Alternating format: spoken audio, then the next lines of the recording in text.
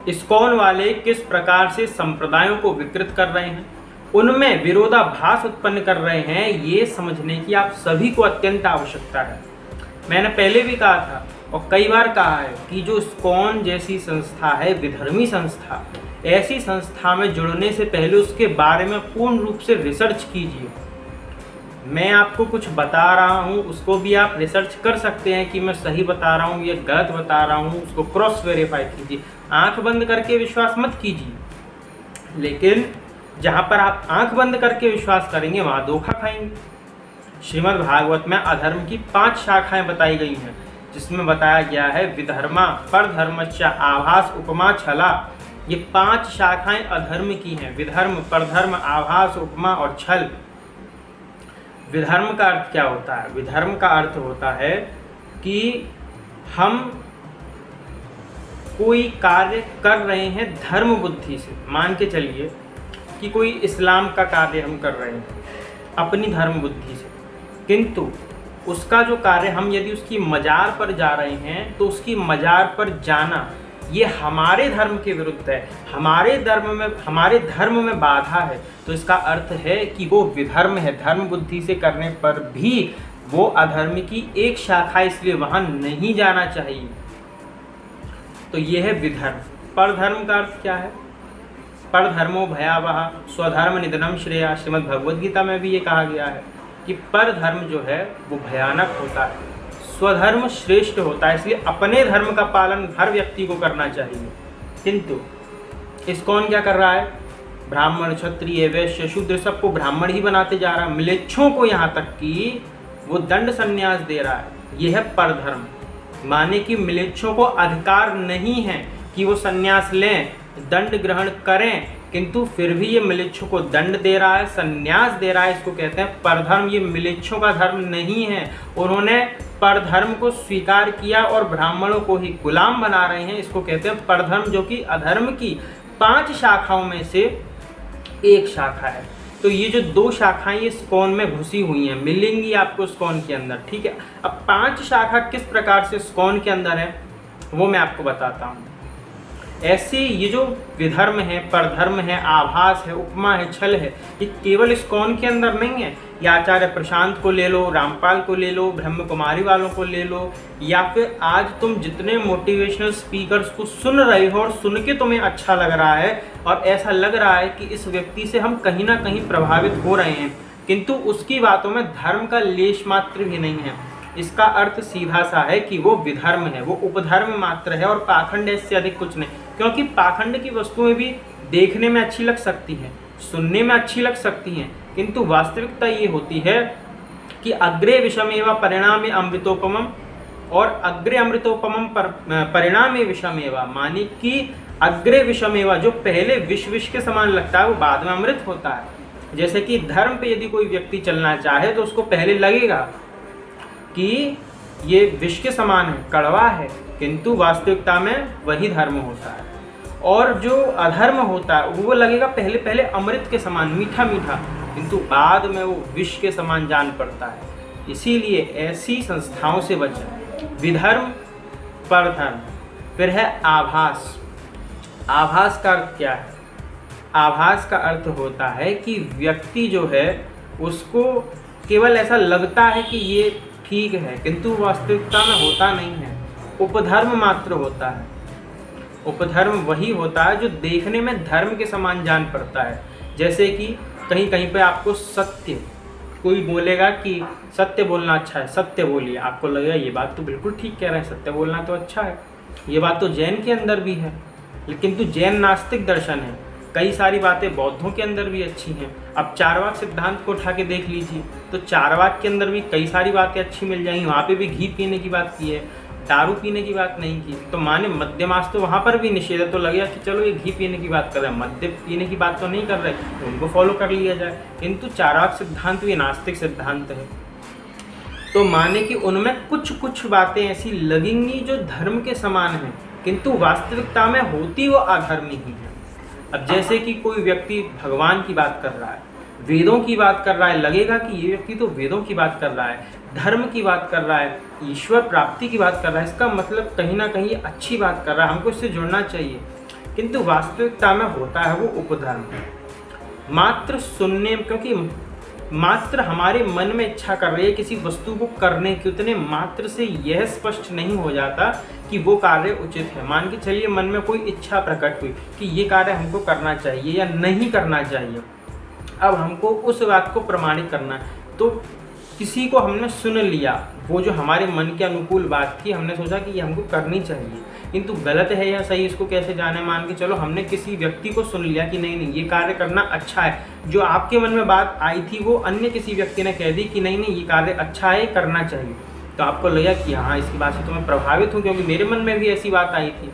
किंतु जो बात मन में आ रही है और जो व्यक्ति सामने से बोल रहा है कि ये बात कर लेनी चाहिए, ऐसा कर लेना चाहिए, ये आवश्यक नहीं है कि वो बात सत्य ही होगी, क्योंकि मन में तो कई सारी बातें उठ सकती हैं किंतु सब सत्य नहीं होती। और जो आपका हित चाहता है, हित चाहने वाला व्यक्ति पहले पहले लगता है विष के समान, किंतु बाद में वही अमृत होता है।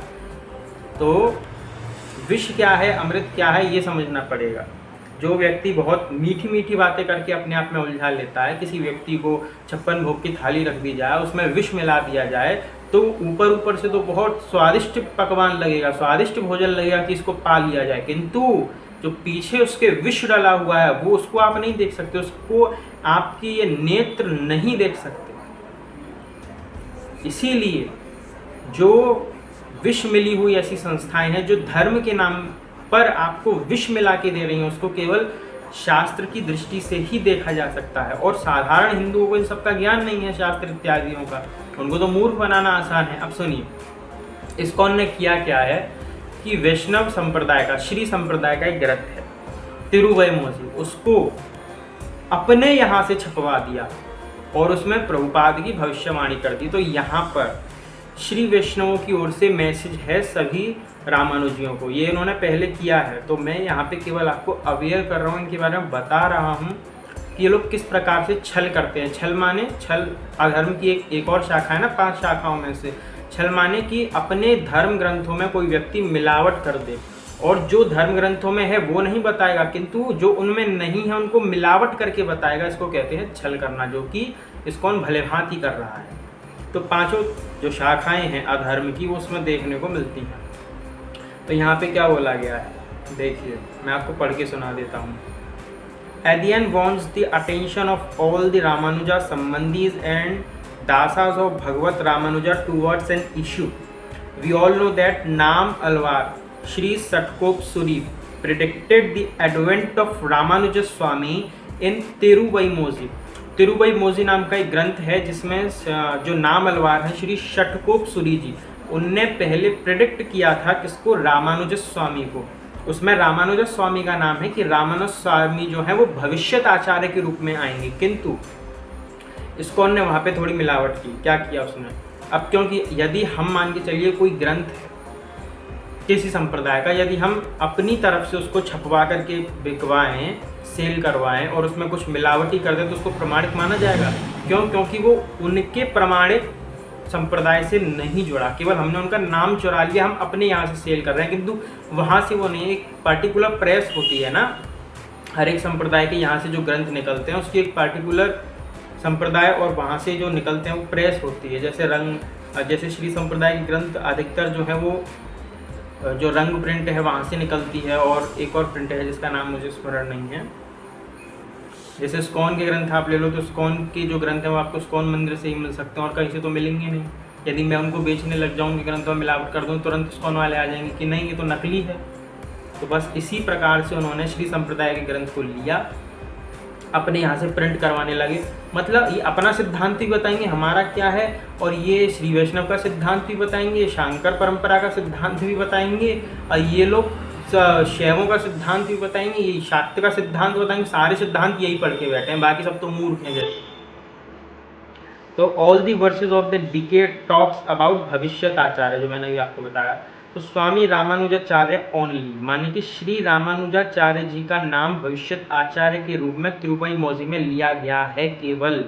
नाम Alvar had himself installed the अर्चा विग्रह, नाम अलवार ने स्वयं अर्चा विग्रह को स्थापित किया था भविष्यत आचार्य के रूप में उनके एट हिज बर्थ प्लेस, उनके जन्म स्थान पे। श्री नाम Sri Namazwar predicted the avatar of Sri Ramanujar, not Sri Chaitanya Mahaprabhu. इन्होंने चैतन्य महाप्रभु का अवतार भी मेंशन कर दिया, किंतु तिरुवईमोजी नामक ग्रंथ में श्री चैतन्य महाप्रभु के अवतार की भविष्यवाणी नहीं है, उसमें केवल रामानुज स्वामी की ही भविष्यताचार्य के रूप में भविष्यवाणी है। अब सुनिए, to commemorate this event special Tirumanjalam festival happens every year in February. ISKCON has released a book on Tiruvaimoji. ISKCON ने ग्रंथ निकाला तिरुवईमोजी नाम से, जो मैंने आपको बताया, रिटन बाय श्रीधर श्रीनिवास। ये लिखा किसने? ISKCON के श्रीधर श्रीनिवास ने। which claims that prediction in divine book is about Chaitanya Mahaprabhu, his associates and Prabhupada. उस डिवाइन बुक में चैतन्य महाप्रभु, उनके अनुयायी और प्रभुपाद की भविष्यवाणी के विषय में उन लोगों ने लिखा है। किन्होंने? ISKCON वालों ने। The motive of the writer to write commentary on Divya Prabandham and force his own meaning is questionable। माने कि जिस व्यक्ति ने ये लिखा है उसका मोटिव क्या है, ये इस पर कमेंट, इस दिव्य प्रबंधम पर कमेंट्री करने का, केवल फोर्सफुली उसने क्या किया, मीनिंग्स को चेंज कर दिया। क्यों?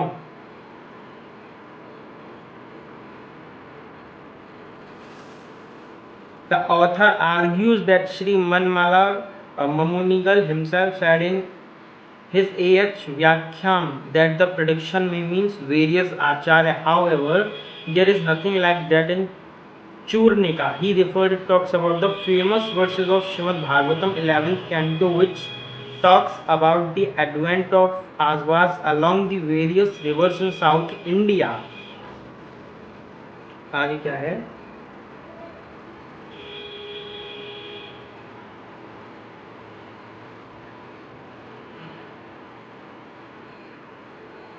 The author has cunningly extended to mean all the future acharyas and thus come to conclusion, and the verses are prediction of Sri Chaitanya Mahaprabhu, his 5 associates and Prabhupada। देखा प्रभुपाद चैतन्य महाप्रभु के बारे में। और ये बुक लॉन्च किसने करी है? The book was launched by H Jaya Pataka Swami. कितनी चाटुकारी ये लोग करते हैं, डिसअपीयरेंस है।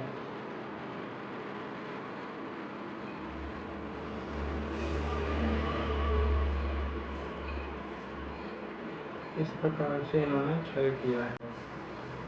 हाँ, ये देखिए, fake stories to degrade the divinity of Ramanujacharya and uplift the divinity of Chaitanya and Prabhupada. माने कि फेक स्टोरीज बना करके रामानुजाचार्य जी की दिव्यता को ये लोग नीचे गिराना चाहते हैं और प्रभुपाद की और चैतन्य महाप्रभु की दिव्यता को दिखाना चाहते हैं। तो they have cooked some filthy stories, कुछ गलत कहानियां इन्होंने बनाई, to help fulfilling their mission, अपने मिशन को पूरा करने के लिए। As per them Ramanuja was reborn in Navadvip and did upasana of Chaitanya Mahaprabhu, जिसमें उन्होंने लिखा कि रामानुजाचार्य ने पुनर्जन्म लिया नवद्वीप में और महाप्रभु की उपासना की। And today they have also dare to put an e-book Mayapur is my place of worship through their website for promoting the upcoming temple in Mayapur, TOVP Temple of Vedic Planetarium, Kolkata. On the order of Sri Jagatnath, Jagannath ji के आदेश पर इन्होंने क्या कहानी बनाई? जगन्नाथ जी के आदेश पर विश्ववक्षेन जी जो हैं रामानुजाचार्य जी को मायापुर लेकर के जाते हैं। वहाँ पे Chaitanya Mahaprabhu appeared, gave his darshan, Mahaprabhu इनको दर्शन देते हैं रामानुजाचार्य जी को, and placed his foot on Yatiraj head, माने कि चैतन्य महाप्रभु अपने चरण को रामानुजाचार्य जी के शीश पर रखते हैं। ये देखिए इनका दोगला। Head by blessing him with divine knowledge, उनको दिव्य ज्ञान से संपन्न करते हैं। They boldly preach it in their lecture. Bhakti Vinod Thakur mentioned in the Navadvip Dham Mahatmya that actually Jagannath spoke to him. He said, anyway, leave things as they are, but you should go and visit my abode, very special abode Navadvip, my very favored abode. You should go there. Then he woke up in Navadvip that next day. Then Jagannath spoke to him and said, this is my eternal abode. that has descended by the influence of my inconceivable potency. There is no place of Maya here. There is the spiritual realm here. Here I appeared in the form of Lord Gauranga. I am teaching pure devotional service. Ramanujacharya ji ने कहा, I have hear this name of Gaurang, it is there in scriptures, वो हमारे scriptures में है, but it is kind of secret. Now you are speaking about it. I can understand where it is all coming from.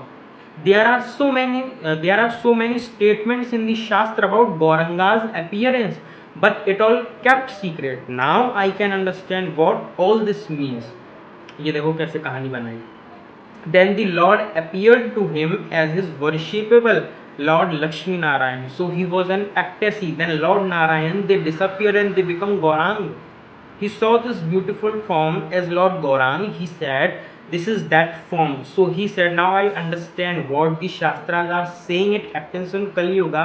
So now I am going to go out and preach pure unalloyed devotional service to Krishna in these different mellows of Vrindavan. Just order me. I am ready to go conquer. Lord Jagannath said, Jagannath ji ne kaha, no. When I come, I will do that. For the time being, you cultivate and preach up to Dasya Ras. Within your heart, you can worship me as your lover, but you preach up to Dasya Ras. When I come, then I will present this. He said, I must be here when you perform your pastime. So the Lord gave him the benediction that he would be here. So he appeared as Shri Anant in Gaurang pastime. Ramanujacharya ji अनंत के रूप में गौरांग भगवान की लीला में सम्मिलित हुए, ये सब इन्होंने कहा. और देखो disappearance anniversary of Srila Ramanujacharya. The story goes on to say that Ramanuj in his next birth as Anant in Mayapur dance madly in his marriage ceremony. अपनी मैरिज सेरेमनी में जो रामानुजाचार्य अनंत के रूप में थे वो डांस करने लगे. Thus he elevated his devotion, uplift करने के लिए अपनी डिवोशन को. Can we digest such portal of Jagat Guru Ramanujacharya.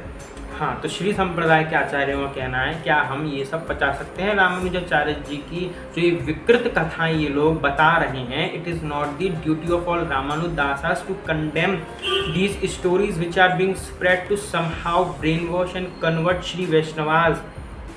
इस श्री वैष्णव को कन्वर्ट करने के चक्कर में. अच्छा सुनिए, ये लोग बताते स्वयं को वैष्णव हैं, किंतु ये लोग क्या करते हैं, शांकर परंपरा को गाली देते हैं.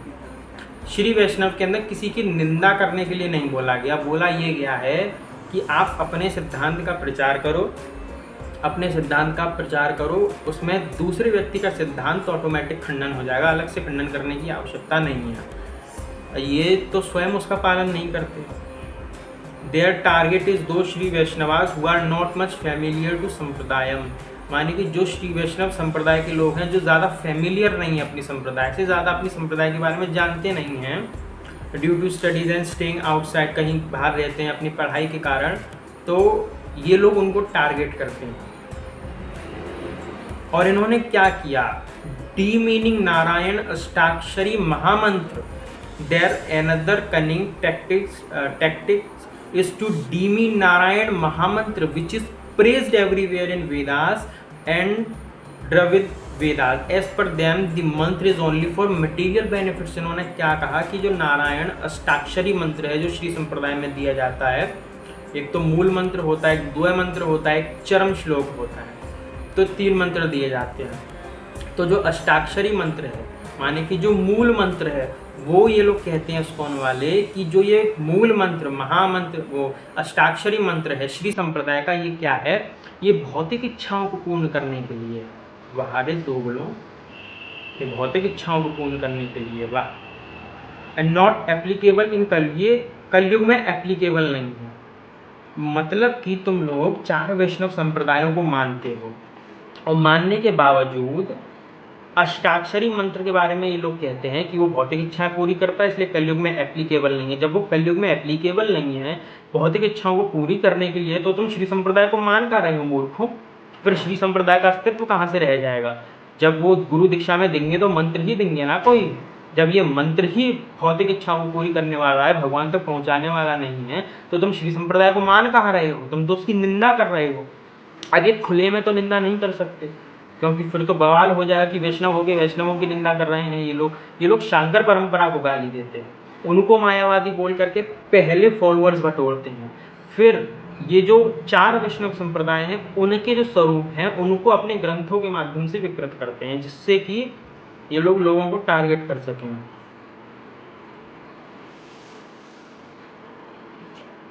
तो उन्होंने लिखा फाइन यू चैंट योर मंत्र, आप अपना मंत्र चैंट करो, but why are you speaking nonsense about the mantra of an established संप्रदाय?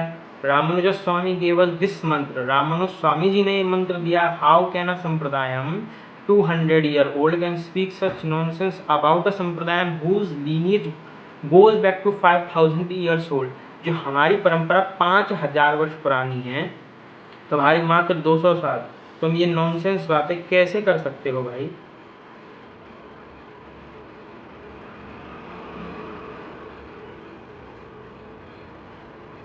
तो ये सब इन्होंने बकवास की। और अभी तो एक और वीडियो सामने आई जिसमें एक इस्कॉन वाले ने क्या किया, हरे कृष्णा कृष्ण कृष्ण हरे हरे करवा रहा है, और पीछे इस्लाम के लोगों को अल्लाहू अकबर, मतलब हरे कृष्णा महामंत्र को इन धूर्तों ने, निर्लज्जों ने अल्लाहू अकबर से जोड़ दिया। ये इनकी निर्लज्जता और ये इनकी रियलिटी है। जो ये लोग हैं ना, वैष्णवता के नाम पर कलंक हैं, वैष्णवता के नाम पर हिंदुओं को कन्वर्ट कर रहे हैं इस्लाम और ईसाइयत के अंदर। ये लोग कोई हिमायती नहीं है हिंदुओं के, ये केवल और केवल वैष्णवता का सहारा लेकर के निंदा में निंदा किए जा रहे हैं। एक वीडियो आप देख लीजिएगा जिसमें अमरेंद्र दास जो है रामानुजाचार्य जी के पास्ट टाइम्स के बारे में बताता है, उसका लिंक होगा तो मैं आपको डिस्क्रिप्शन में दे दूंगा, उस लिंक को ओपन करके आप देख लेना। उसमें जो अमरेंद्र दास इस्कॉन का, वो ये कहता है कि रामानुजाचार्य जी को जगन्नाथ महाप्रभु ने लात मार करके बाहर निकाल दिया। बल्कि आसम में जब रथ यात्रा करवाई थी इन्हीं के प्रभुपाद, इन्हीं के चेलों ने, तो जगन्नाथ जी में प्रभुपाद के फोटो जलाए गए थे, उसके पुतले जलाए गए थे। तब ये लोग नहीं अपना मुंह खोलेंगे कि हमारे प्रभुपाद के पुतले जलाए गए, किंतु रामानुजाचार्य जी को लात मार दी है जगन्नाथ जी ने, ऐसे ये बकवास करेंगे इस्कॉन वाले।